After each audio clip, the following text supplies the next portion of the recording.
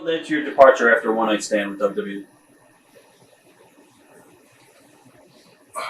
We've talked about it so much that we can give it to you in a nutshell. We were informed that we were coming right back after One Night Stand. They had angles ready to go with us. The team that we had helped the most down in OVW, who was M&M, had been brought up. That was our next angle. We were going to run with that for a long period of time. We were getting ready to sign a new contract. The contract was on the table.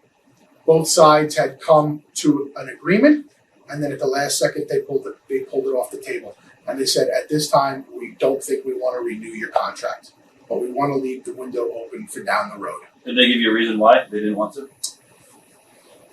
Did they give us a reason why? Because we had nothing creative for Yeah, they had nothing creative for us, but meanwhile, Creative had contacted us 3 weeks before One Night Stand and told us what our next 6-month angle was. We know the exact person who stabbed us in the back up there. We know exactly who he is. We know exactly how he went about it because we have people on the that knew what went down. And Vince, in his heart, knows that John fucked us. That's okay, because you know what? It's business, and karma is a bitch. It's not anybody else's business. Really, I know we're trying. You know, the whole purpose of this interview is to get in, in depth onto what happened, but it's too deep into what went on. He cut our balls off. We know what happened.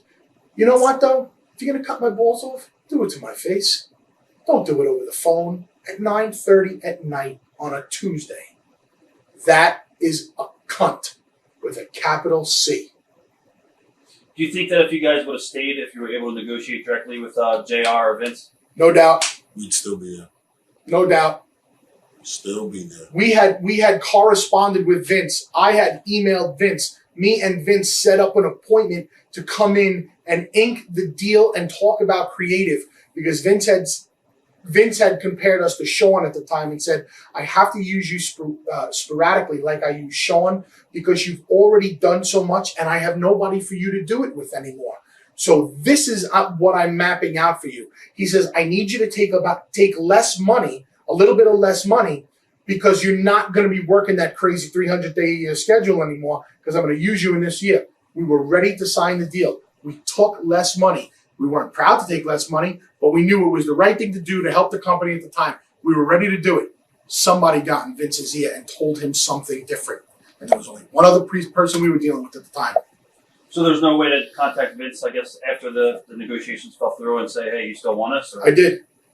I contacted Vince afterwards and said, on behalf of me and Devon, thank you very much for the past 6 years. Thank you for the opportunity. Thank you for helping us make the money that we made. Thank you for helping us realize our dream as young guys to be pro wrestlers for the company that your dad started. Everything was great. Thank you. We just wish we could have seen you and shook your hand face to face like men do. Vince wrote back and said, no hard feelings. The window is open. The door is open. And in wrestling, you never say never. Anything that can happen. And there are people out there who have fucked Vince McMahon over 10 bajillion times worse. We didn't even fuck him over, so it doesn't really make sense. But fucked him over 10 bajillion times worse. But when it comes to business, Vince just doesn't care. Right.